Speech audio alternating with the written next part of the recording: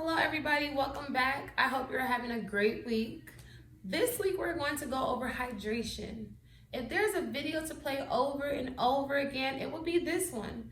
The fluid intake and hydration status of a youth athlete are critical and not to be taken lightly. There is no cheaper or simpler or more effective way to help performance and protect health than staying hydrated during exercise. As you learned in previous videos, water is the most vital nutrient and plays a key role in maintaining health and performance. In adults, a loss of 2% body weight in fluids has been shown to have multiple effects on performance, negative effects. Those negative effects are thought to occur sooner, with just 1% decrease in body fat. This is especially true when exercising in hot and humid weather. Now, children are negatively affected to the extreme. The effects associated with dehydration in kids lead to decreased endurance and performance by negatively affecting the cardiovascular system, the thermal regulation, and central fatigue or perceived exhaustion. Dehydration is dangerous and can be deadly. The goal of hydration is the same for all youth athletes, to prevent dehydration and optimize performance. Maintaining a healthy hydration status is the first priority in any performance plan. Just like nutrient recommendations, enough water intake for athletes are much more researched in adults than in youth athletes and in children in general. I will attach the American Academy of Pediatrics Council on Sports Medicine and Fitness recommendations in the description below. Here's a perfect example for you. Lisa, a 15-year-old competitive cheerleader, came to see me with complaints of fatigue and headaches during practice. Lisa's mom was concerned because Lisa was having trouble getting through practice without feeling nauseous.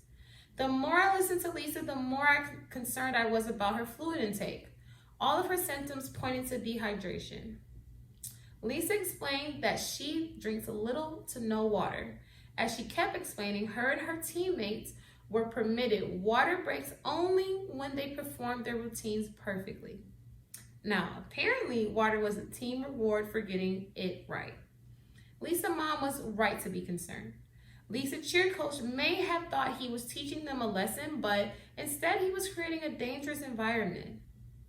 Keeping fluids from athletes, especially youth athletes, when performance is neglect and abuse towards the athlete. Lisa's mom admitted she thought it was too tough, but she didn't want to step on the coach's toes. I advised Lisa's mom to talk to the coach about hydration. I also encouraged her to invite him to call with any questions or concerns. He called, and simply discussing this with the coach resolved the entire problem. By speaking up, Lisa's mom helped the entire team. Coaches, trainers, and parents have the role of helping each youth athlete understand why hydration is important, but simply telling them they need to drink enough water is not enough.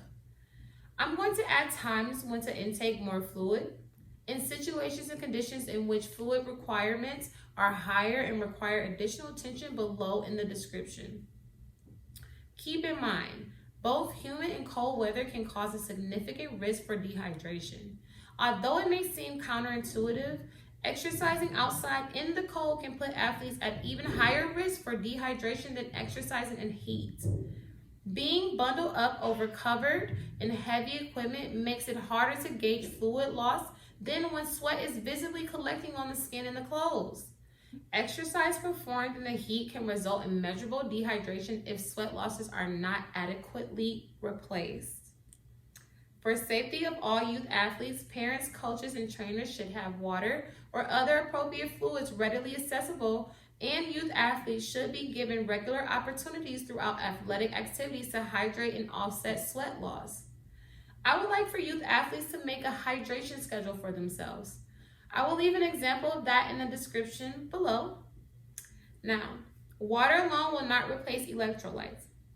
As a general rule, athletes who participate in continuous activity for more than 1 hour may benefit from more than water. Youth athletes that struggle drinking enough fluids can benefit from sports drinks. The sodium in sports drinks not only replaces sodium losses, but also heightens the desire to drink more, resulting in a better overall hydration. Some athletes sweat more than others, which means they require more sodium to replace their losses. Here are some signs that a youth athlete is a heavy sweater. Stinging eyes, when sweat drips in them, salty tasting sweat, feeling gritty after a long butt exercise or a long run, white streaks on face, arms, upper back after exercise.